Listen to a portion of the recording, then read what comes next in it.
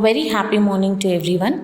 In our class today we are going to discuss about chloroplasts. We all know that chloroplasts are the cell organelles which can be seen in the green parts of the plant. So in our class today we are going to discuss about the structure of chloroplast and various types of chloroplasts. The chloroplasts are the green plastids which occur in all the green parts of the plants. They are the actual sites of photosynthesis.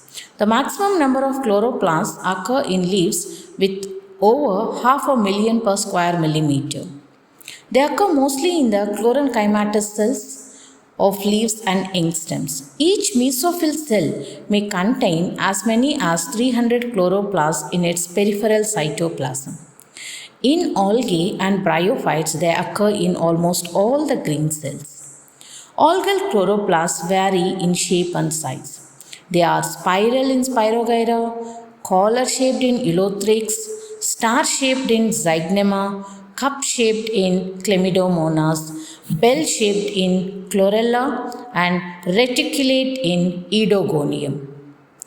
The chloroplasts of higher plants are usually discoid, ellipsoidal, or biconvex lens shaped. They are usually 4 to 10 micron meters in diameter and 1 to 3 micron meters in thickness. Each chloroplast of higher plant is an organelle with an outer envelope consisting of a double membrane which acts as a selective barrier to the movement of cellular metabolites into or out of the chloroplast. The chloroplast envelope encloses a liquidy proteinaceous matrix called stroma. The whole liquidy medium of stroma is hyaline, slightly electron dense, granular matrix and contains all the necessary enzymes of photosynthesis. It also contains 70S ribosomes, circular DNA and RNA. The chloroplastic DNA is called plastidome.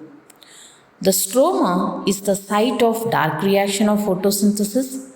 The lamellar system within the stroma forms flattened sac-like lamellae which are called as thylakoids. These thylakoids are stacked in some places to form grana. The grana stacks are interconnected by a membranous lamellae called stroma lamellae. The space within each thylakoid is connected to the space within every other thylakoid, forming a common thylakoid space. The major function of thylakoids is to perform photosynthetic light reaction. The pigments and other factors of light reaction are usually located in the thylakoid membranes.